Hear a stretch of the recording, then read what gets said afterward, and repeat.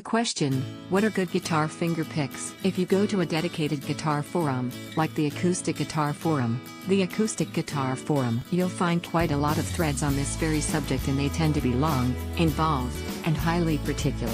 The bottom line is that there are a lot of makers of finger picks in all sorts of materials, and some like some and dislike others. Note that banjo and steel guitar players use them constantly. On the guitar, much depends on if you're playing steel strings or nylon strings.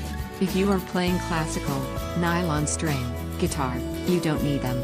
Properly maintained nails, done in the manner used by classical guitarists, will be just fine.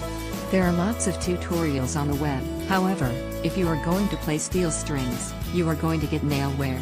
So, if you play a lot, you need to do something. Some players use the flesh only, which will eventually callous and produce an adequate tone. For some, anyway.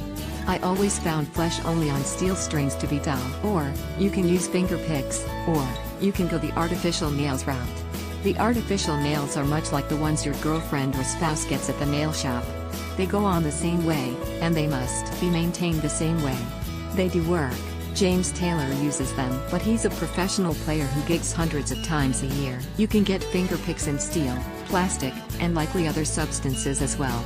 They all need to be fitted to your fingers, and there's a very fine line between tight enough not to fall off and too tight, which will put your fingertips to sleep. Also, they have to be angled properly to strike the strings squarely instead of at an angle, or they'll sound scratchy. I don't use them anymore, having gone nylon, but I have played with them on and off over the years, and the best I've found are the Pro Pick models with the cutouts for your fingertips. They are very adjustable as well. Prepare to experiment. Remember, they are relatively cheap.